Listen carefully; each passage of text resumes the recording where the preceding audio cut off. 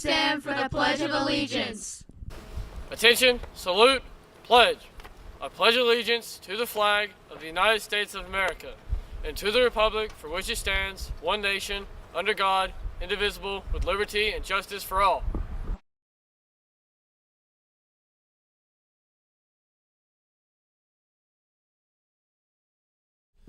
Good Monday morning and welcome to one of the best school weeks of the school year, a 2-day week. Here's the LHS News Magazine morning show for today, Monday, November 25th, 2024. Because of their effort to improve the rate of tardiness, sophomores will be receiving their choice of chips and soda at the end of second block on Tuesday. Listen for the announcements to come to the auditorium. Way to go, sophomores. Interact meeting is today at noon in the auditorium. Grab a pass from Ms. Crawford before leaving. There'll be a prom committee meeting Tuesday, November 26th during second skinny in Ms. Crawford's room. Reminder, the Loudon Women's Club is hosting its annual writing contest for students at LHS. In the past, we have had several winners at school, district, and state levels. If you are interested in submitting an original short story or a poem for a chance to win cash prizes in recognition, please see Ms. Hicks in room 31 or Ms. Harris in the library for more details. The deadline for submission is Wednesday, December 4th. Well, that's all, Redskins. Have a great day. We are, and we'll hope you join us.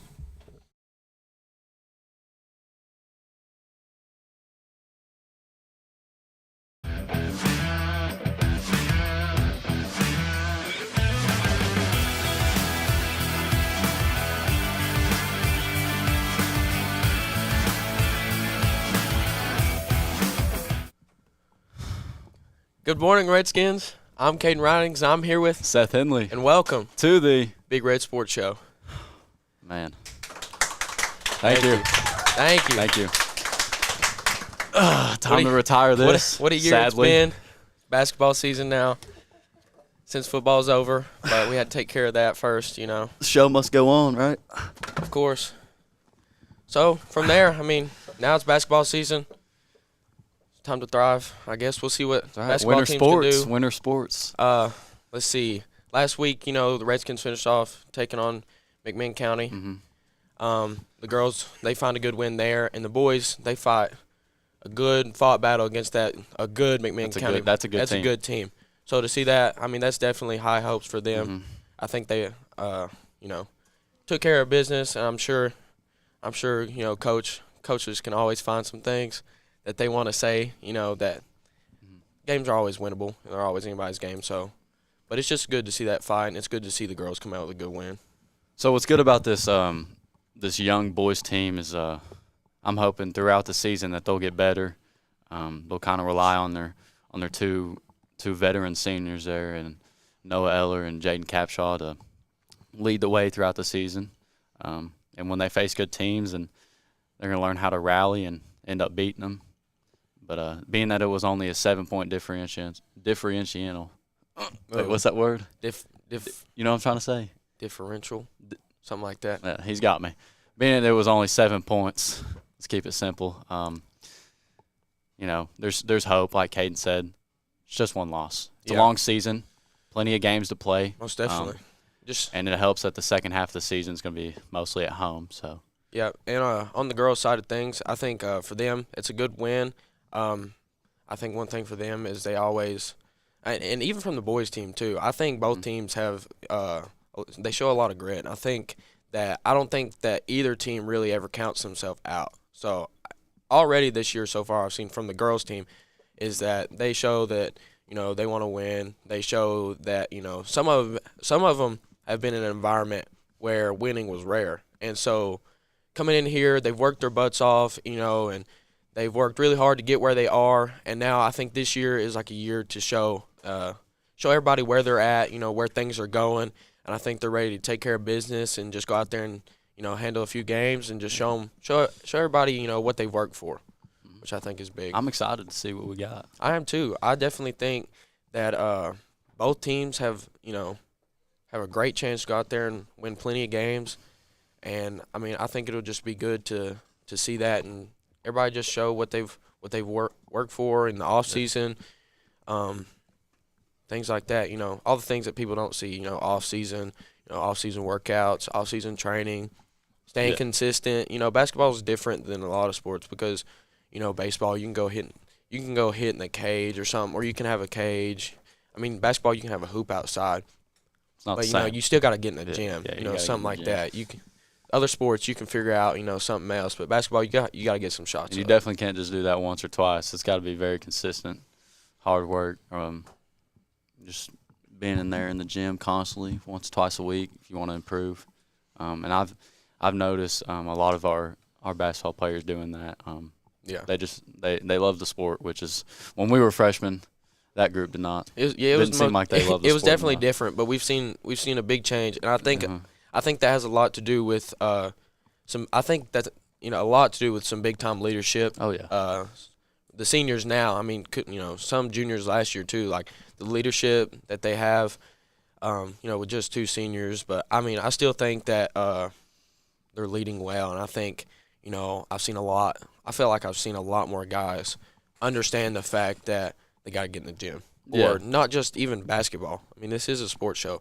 Yeah, I've seen baseball player, everybody. There's new people getting in the gym in the mornings. There's, you know what I mean? It's just a different atmosphere. Excuse me, but I just think that's something It's definitely to see in our important. program. It's definitely important for the younger kids to really commit to their sport, to do all the extra stuff, especially when they're young. So as they transition in those important years of sophomore going into junior year, which is, in my opinion, probably the most important off season you have, is you're already ready and you're used to working off the clock, and that's what's important. That's what will help your team as well as help yourself. So I've seen a lot of that, especially with the young basketball players. Yep. They just love it. Love getting in the gym and shooting. I think that does it. I mean, I think we should hear from the man himself. Do we bring in the special guest?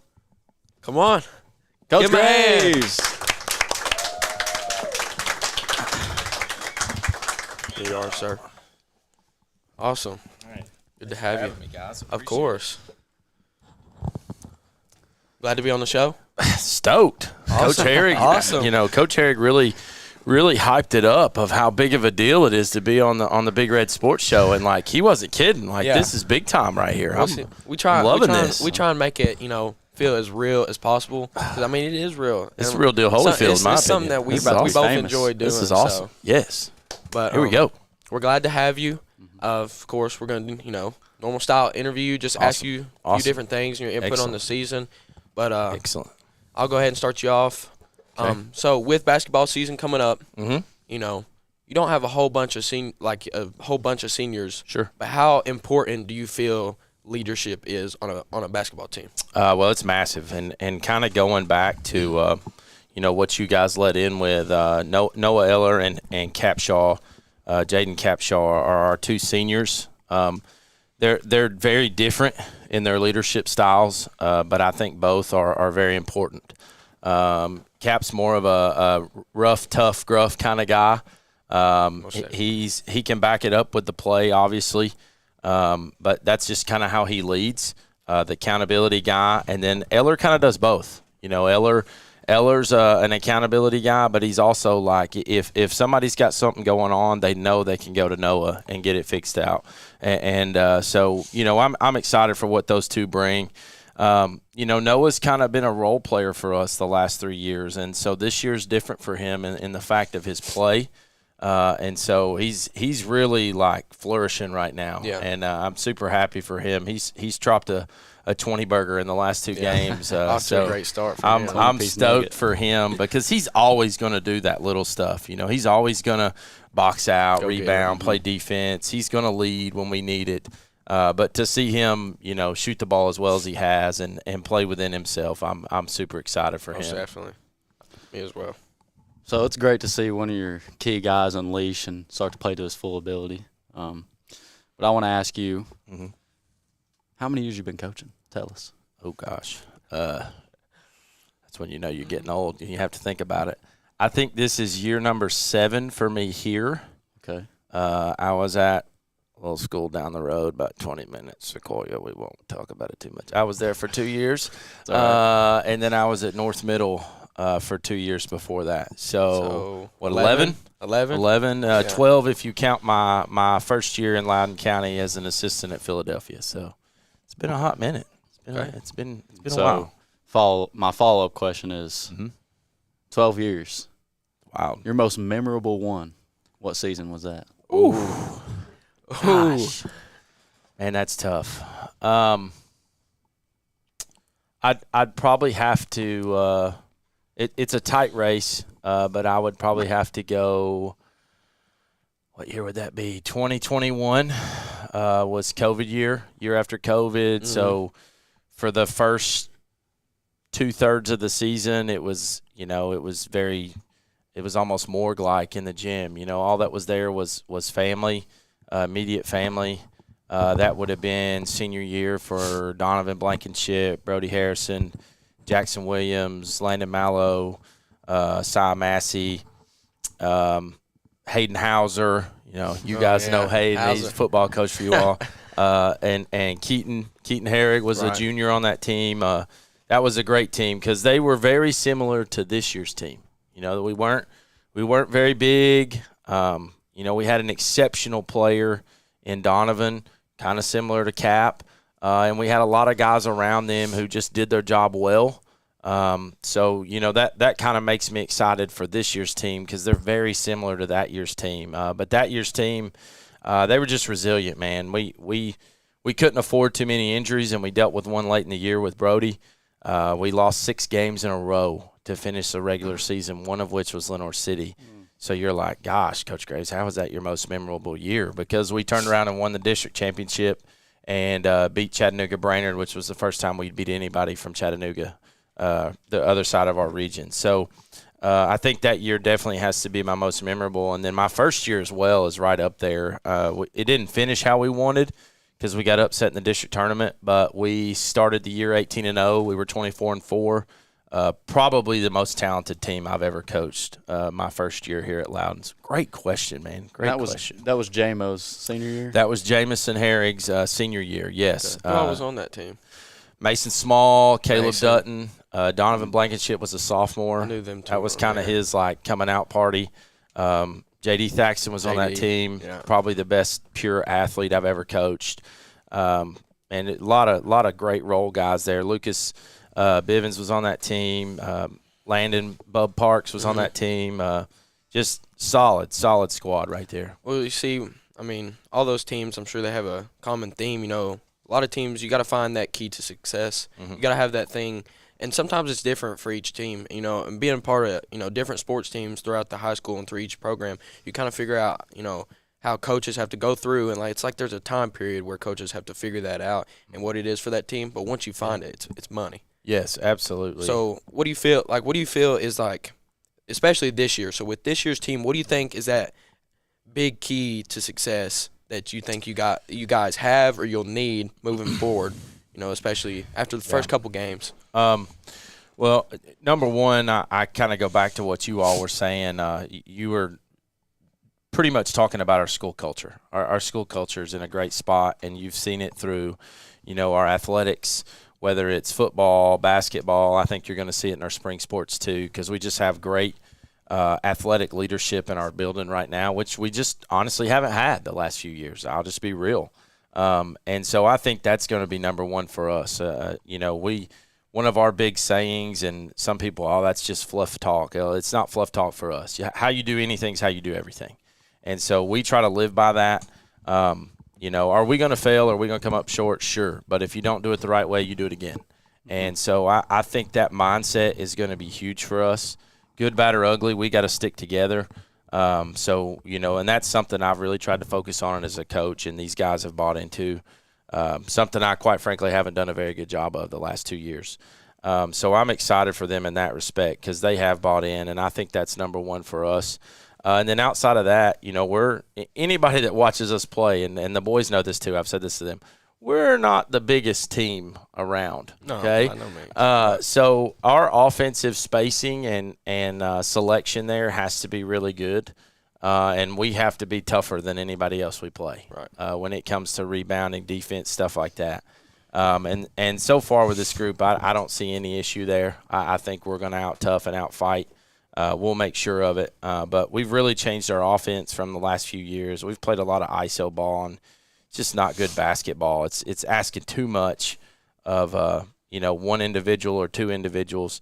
And so we've went with what is the drive and space offense. And I think if we continue to get better and be committed to it, it's really going to benefit us down the road. Yeah, most definitely. I understand that. Alluding back to the 12 years you've been coaching, pregame superstitions. Ooh. Hit us with one. Well, I would say it's kind of a habit almost, but it's like it'll mess with me if I don't do it. Okay. That counts. I always eat my dinner before the boys' JV game or the girls' JV game, which is super early. It's like 4 o'clock Like early. 4. So, yes, by the end of the Be game, hungry by. I'm pretty darn hungry. But I've always done that. I always will. That's kind of like one of my things. And then when we go in for pregame, we do the Lord's Prayer, and then I try to encourage one of the guys to pray, and then we'll go through pregame. And then once the guys go up, I try to stop and have a little, moment of time of prayer myself, just because I know who I am. I get a little fired up and a little rowdy. So It's okay. It's passion. Nothing wrong with that. yeah, as long as it's not directed towards the guys in stripes. Right. There's nothing wrong with some passion. I just, most of the time it's me asking, hey, let me, handle myself in a manner that is pleasing to you. Right. And so I would say that's the biggest thing is I eat my pregame meal before JV games, and then I try to stop and just have a quick moment of myself. Gotcha. Well, we can't blame you for getting a little heated at the Zebras because, The Zebras. goodness, can they get rough? Yeah. Most definitely. It But wasn't pleasant at McMinn County, but nonetheless. It's part of it. I It mean, is. It is. happens You got to control everywhere. what you can. Well, Sure. follow up from him with the, being the superstition, being the pregame meal. Mm-hmm. With football season, I always asked because we always eat together, and I Sure. know basketball sometimes can be different because sometimes you're more on the go. Yeah. But for you, that pregame meal, like, what's your favorite? Do you have a go-to? So I would say with the boys, if we're on the road, we always eat together in the locker room and watch film before game. That's kind of become our thing this year. We used to go to the cafeteria, but now we're just kind of staying in the locker room. I would say the boys, it's probably the Bojangles boxes. They're big Still love KFC 'em. fans too, but I would have to go with them on the Bojangles boxes. If it's a home game, they're allowed to go and come back. Right. So if I'm on my own, it's still probably gonna be the Bojangles box. Ooh. Gotta Yeah. love See, mine Bojangles. was Yeah. always Subway. When I played. Subway Can't don't like Subway. me. I like a Subway, but Subway don't like me, so See? I can't go there. That's it for me. Seth? I'm all out of questions. Guys, I appreciate you. Of This is course, we awesome. appreciate you coming on the show. We always, Sure. enjoy new guests. We hope you guys did too. Make sure you guys tune in next week. Check out, see who we got on the show then. We never know. We So really don't. you guys will see. But thank you for joining us. I'm Caden Ridings, and this is, Seth Henley and thank you for tuning in. on the Big Red Sports Show.